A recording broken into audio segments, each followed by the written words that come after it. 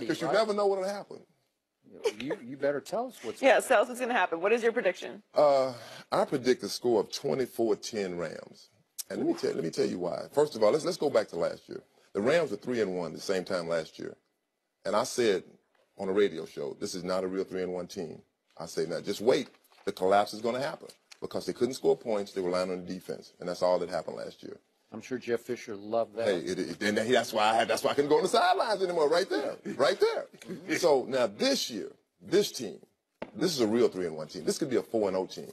I mean, they have a running game. Yeah. They have a defense. You know, it's funny when we talked about running backs, we said that Ezekiel Elliott was the best running back in the NFL. Oh, now you've changed. No, I just don't. It just goes to show you when you have an offensive line what you can do and a quarterback. And so it just goes to show how good Todd Gurley really is. So you're saying running backs are actually overrated, right? No, they're not underrated or overrated. Yeah. They're part of a football team. So they're just important as any other facet of a team. So I feel like this. I just gotta say, I think the Rams will win this football game. I think that the defense will catch up. I think everybody has questions about the defense, but with Wade Phillips, I have no problem with that. It showed last week against your Cowboys. The second half, what do? Shut that offense. Shut them down. Shut them down. Yeah. So I got to go with my Rams to win this game 24-10.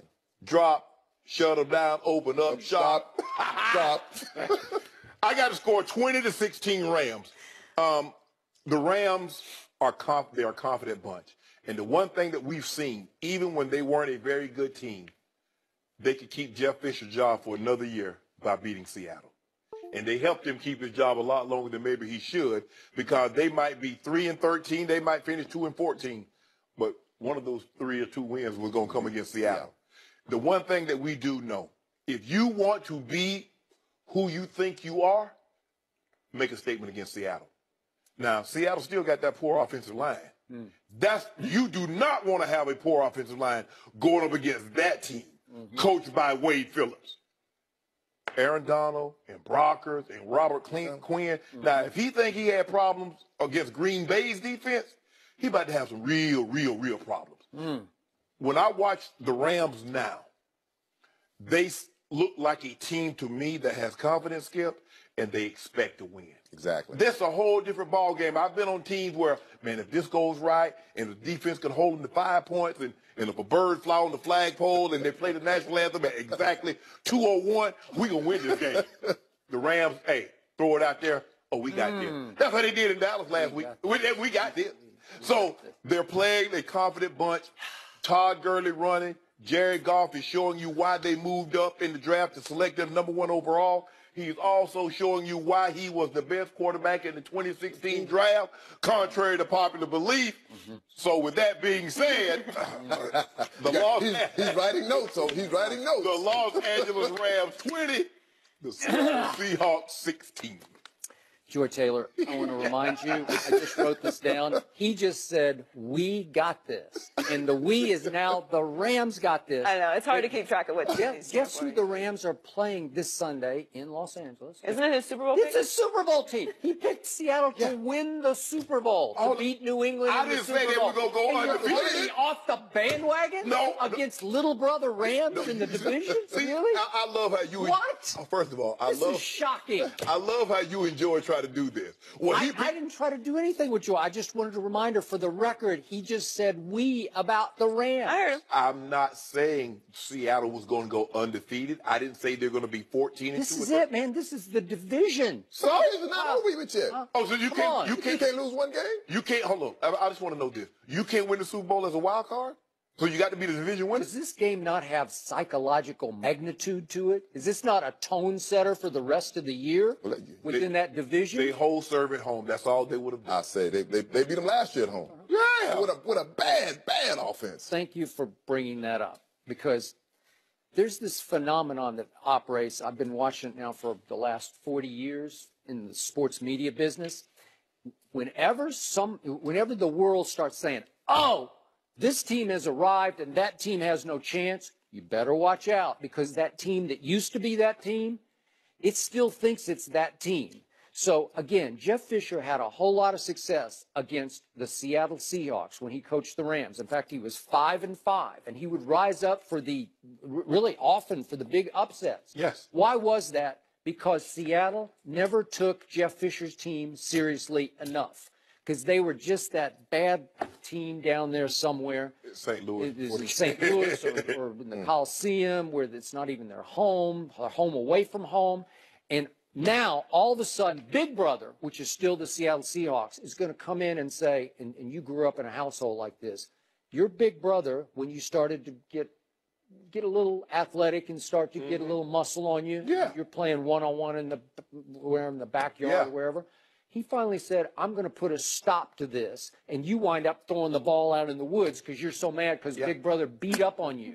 And I said the Rams are going to be throwing the ball out in the woods after this game because they're going to get beat up by this team that's going to put them back in their place. I love this team. I told you all last week, this team is on the verge. It is loaded on both sides of the ball with weapons and studs on defense.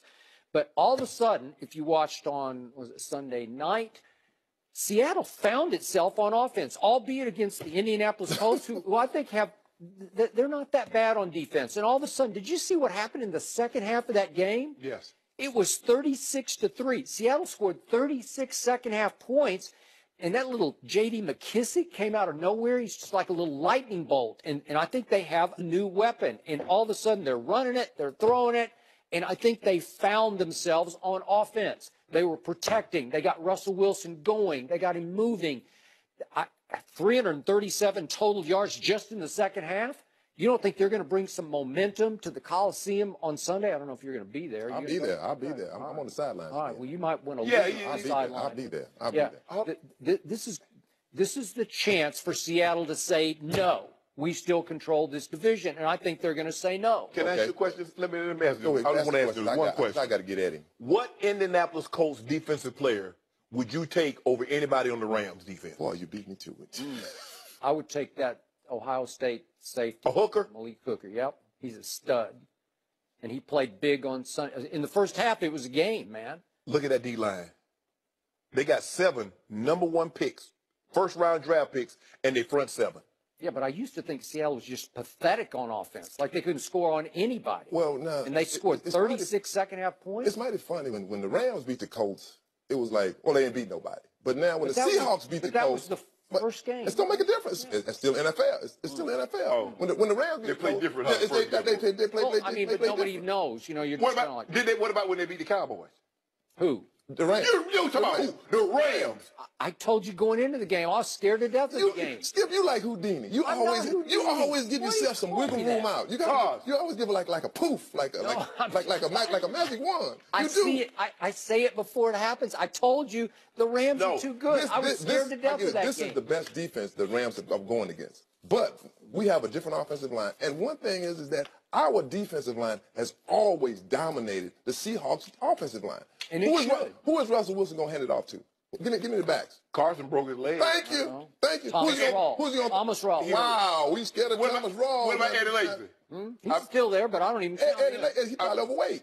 I mean, he said it. I just told you, watch out for J.D. McKissick. All that Watch out. I'm just trying to figure out. Watch out for and Aaron Donald is in football shape. He's in football shape. All Like I that said, fish up in the Seattle. Dallas Cowboys saw that last All week. those scallops and cream and crab legs up there, and he eating steak. Do you have your jersey on underneath that? I'm gonna wear it for you. I'm gonna wear it for you again. And I'm gonna make you wear the goggles the whole time. See if you can see what you're writing next time.